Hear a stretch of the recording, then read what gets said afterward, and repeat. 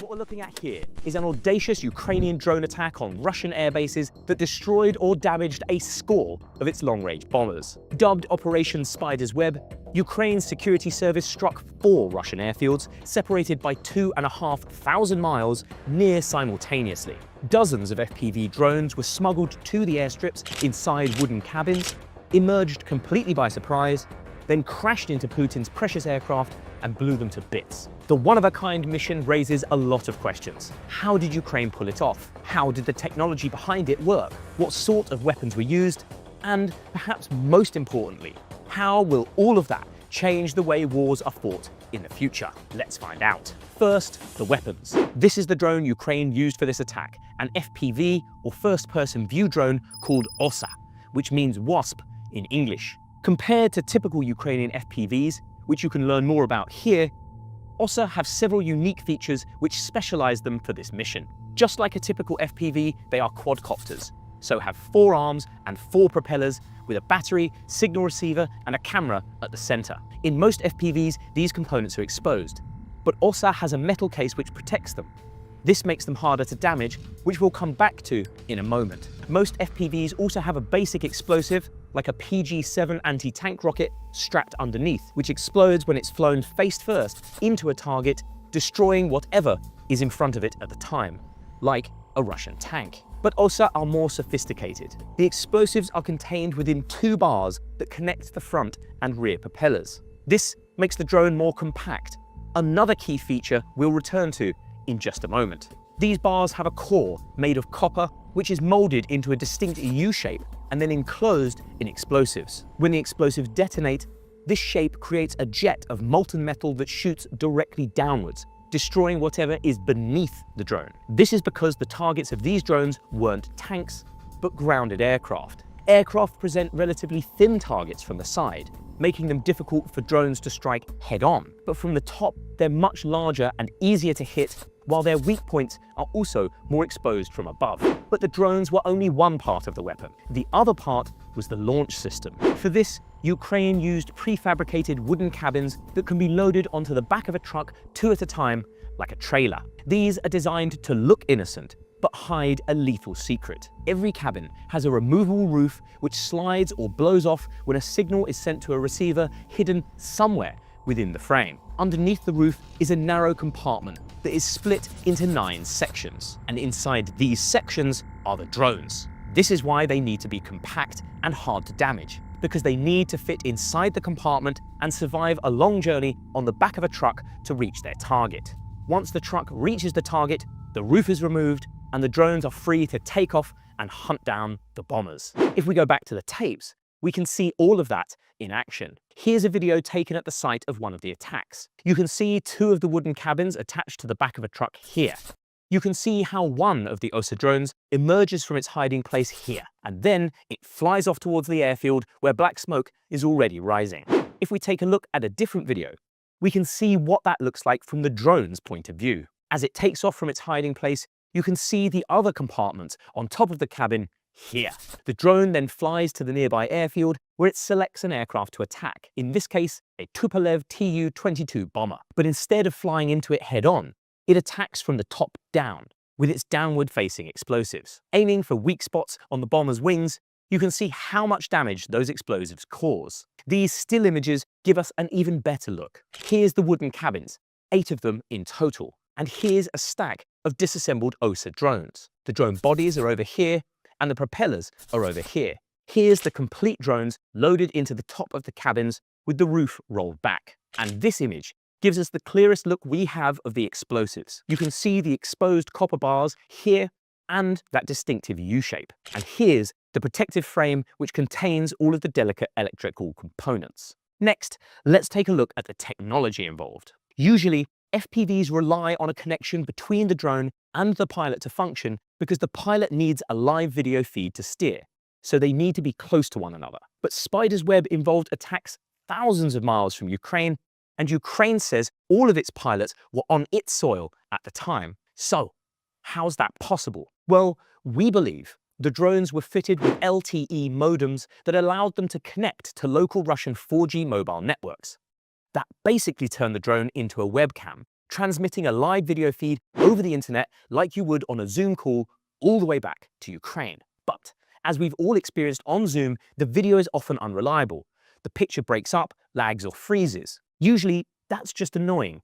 But with a drone, losing signal could cause it to drop out of the sky. So Ukraine fitted the drones with a miniature computer, such as a Raspberry Pi, loaded with an open-source program called ArduPilot. ArduPilot is an autopilot for drones. It can do many things, but one feature is designed to keep them flying even if the connection to the pilot breaks up. This is known as fail-safe mode, and when active, it will display the word fail-safe across the screen in large red letters. Ukraine also built in one last piece of technology to ensure success: artificial intelligence. Around 18 months before the attack took place, the company which makes OSA, First Contact, said it was experimenting with AI. This was designed to take over from the human pilot in the last mile, flying the drone to a preset location, identifying its own target, and then flying the drone into it. This overcomes Russian jamming, because if the AI is flying, then there's no signal between the drone and the pilot to block. We think the AI used in the airfield attack was trained to recognize Russian bombers using models in Ukrainian museums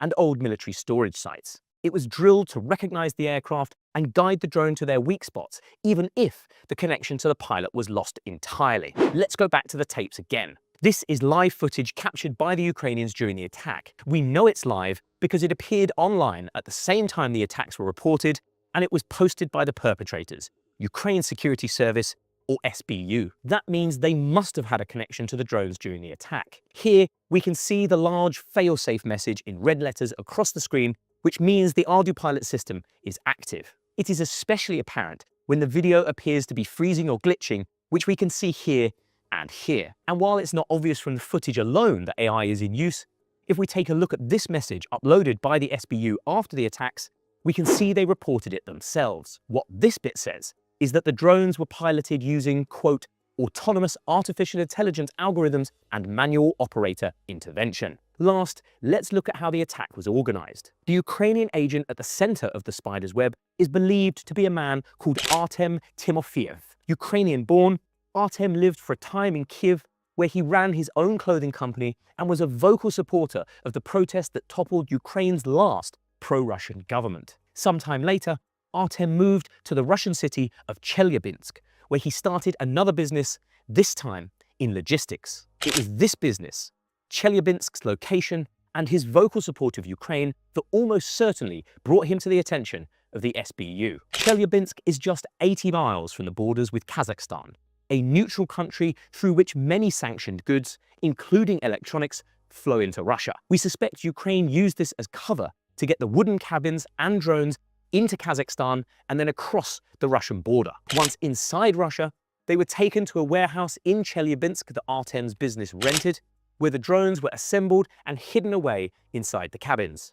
Then Artem had the cabins shipped all over Russia, using his logistics business as cover and hiring unsuspecting Russian drivers to do it. The drivers were sent to Olenya in the far north of Russia, Ivanovo and Diaglievo, which are within 100 miles of Moscow, and Belaya, some 2,500 miles away in Siberia. Drivers who were questioned after the attacks said they were told to call Artem when they were nearby, and he then gave them a precise location to stop, within drone range of the air bases. With the trucks in place, Artem must have then tipped off the SBU, who launched their attack. The date was June the 1st, Russia's Military Transportation Aviation Day. The SBU remotely activated the cabins, whose roofs slid back or were blown off, to reveal the drones underneath. Controlled by a mixture of pilots based back in Ukraine and AI, the drones then took off and carried out their attack. President Zelensky said a total of 117 were launched and damaged or destroyed a total of 41 Russian bombers.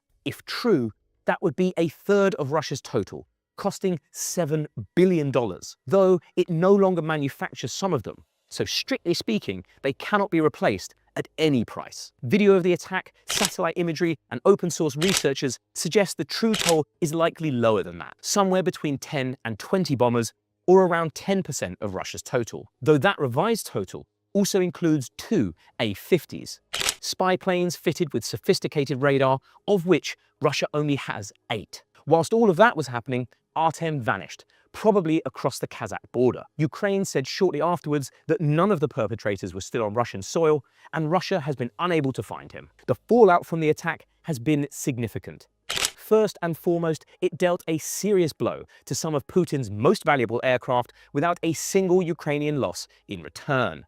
Moscow has been using these bombers to launch devastating attacks on Ukraine with long-range cruise missiles. The bombers stay far from Ukraine during the attacks, so cannot be hit, while the missiles they fire are also hard to shoot down because Russia floods Ukraine's skies with hundreds of Shahed drones to overwhelm air defenses just as they arrive. Spider's web almost certainly stopped one of these attacks because some of the bombers were loaded with cruise missiles when they were struck. And it will make future strikes harder. Fewer planes means the remaining ones must fly more missions, will break down faster, and there's less places to get spare parts to fix them now. They must also fly further.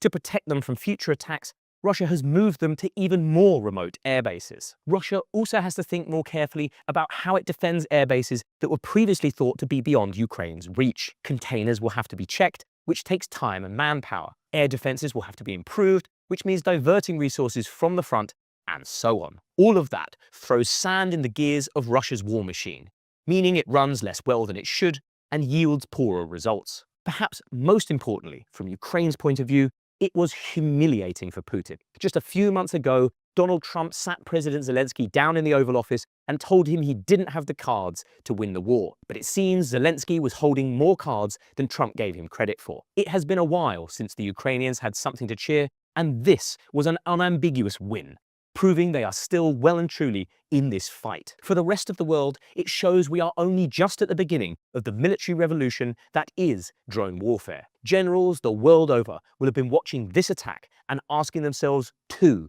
key questions. Could we do something like that? And are we prepared if someone tries to do something like that to us? To get answers to those questions and more, we went to an expert. First, I wanted to know Sam's reaction to the whole operation.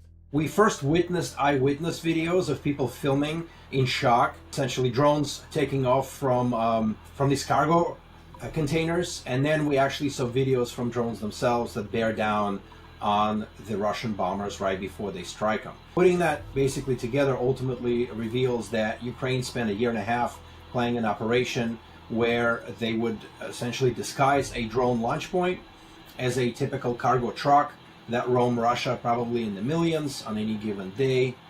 Those were pre-positioned in a way to give these tactical UAVs the shortest possible flight time, and therefore to basically negate any specific air defense capabilities from those who are defending those Russian strategic bases. Half of those drones and crates functioned as intended, others did not. We've seen videos of one crate, essentially cargo container rather, burst into flames. We saw Russians climbing on top of, trying to prevent the drones from getting launched.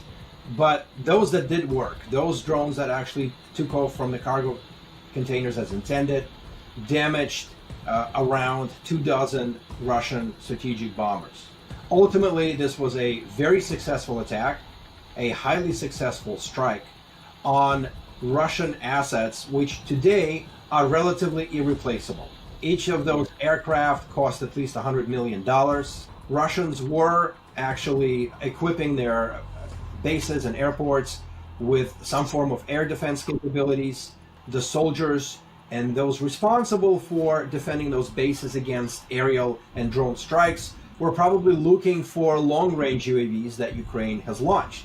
They were probably not ready to deal with the threat of these short-range tactical UAVs that literally snuck in below the radar. What do we know about the technology used in this unprecedented attack? There was a mix of capabilities that enabled these drones to fly on a pre-programmed route to a specific base, and once those drones were near their intended targets, the pilots took over and piloted those aircraft at the bombers' vulnerable spots. It appears that some of these drones used Russian mobile communications for operations. There were a lot of questions raised about AI and whether AI was used, but again, there was probably a small component of this attack involved some of the AI capabilities we are used to right now on the battlefield. They didn't have to have a very large, heavy munition strapped to the drone, but they did have munitions that would ignite and explode. Obviously, these were UAVs that were supposed to explode on target, and that's exactly what happened. Again, it was all about hitting a specific spot in an aircraft to make sure that the damage would be most extensive, even without a very significant explosion. Is this a tactic we can expect to see more of in warfare? I think we witnessed something similar in Hollywood first. I believe it's London Has Fallen or Olympus Has Fallen. We saw a truck with essentially a crate with lots of UAVs that was positioned nearby where US President and his entourage were fishing. And once those drones were launched, there was very little warning and very little that the Secret Service could actually do. And I think that goes back about maybe 7 or 8 years or thereabouts. The capabilities were there and technologies were there. And obviously people's imagination, whether they're in Hollywood or if they're engineers or weapons developers, were all working in the same direction. This type of attack requires planning. It requires intelligence. It requires reconnaissance. It requires adequate training of those who would be involved in this particular attack. So even if, for example, you can still acquire, let's say, DJI Mavic drone or even a dozen FPV type drones and you can assemble them yourselves, it's not that easy to actually execute an attack of this scale and especially of this success. So it is entirely possible that there could be copycat strikes against, let's say, US or allied assets or even other locations, airports around the world. But the point is, it requires a lot of technical expertise and it requires a lot of planning. And certainly a lot of daring and luck, as we have seen in the case of Israel and as we have seen in the case of Ukraine. Could we see terror groups or non-state actors using these capabilities? Right now, we witness states execute something like that, but there are non-state actors that are quite wealthy, quite capable. Certainly, for example, some of the drug cartels and criminal organizations with budgets in the billions that can purchase technical capability can potentially come up with a similar plan or execute something similar. But we haven't seen that yet. We've only seen states do that. Again, it requires not just the technology, but the planning and reconnaissance. And an actor willing to do something like that has to basically go up against the potential targets' defenses that include counterintelligence and intelligence capabilities that now will be hunting for and looking for these type of threats. How have militaries around the world reacted to this attack? Probably one thought that was common across the militaries that operate long-range drones, long-range aircraft, cargo lift aircraft, or something similar is that these type of airplanes now need additional protections against tactical drones that could be launched from just a few kilometers away and essentially arrive on target mostly undetected. How to deal with that threat is probably on the mind of many militaries and many high-level government officials around the world. Would the US be prepared to defend itself against a similar kind of attack? There's a lot of training that's already taken place in trying to manage the threat of tactical UAVs and long-range UAVs. Certainly there's a lot of actors involved because defending the US airspace is not just the responsibility of the military. There are also civilian agencies like the Federal Aviation Administration and the Department of Homeland Security. So this would involve a combination of efforts and a combination of factors, but certainly understanding the threat and the scope and the capabilities of that threat is the first step. Ukraine and Israel have carried out these attacks already, but again, these were attacks that were in the planning stages for a very long time. So whoever is willing to attack has to already have these plans and technologies in place. Lastly, I wanted to know what this technology means for the future of warfare. Obviously, drones are highly effective and they are impacting warfare in ways we haven't seen before. And yet, in order to hold a territory, to hold the ground, in order to hold a village or a city, you need infantry. You need regular soldiers. And that isn't changing, and that's unlikely to change in the near future. So the impact of attacks like Spiderweb are going to be basically pinpointed attacks on very specific targets. This is not designed for mass scale application. This is designed to target very specific things very specific assets at very specific times. That's where this tape stops, but we'll be back soon to play you through another episode of War on Tape.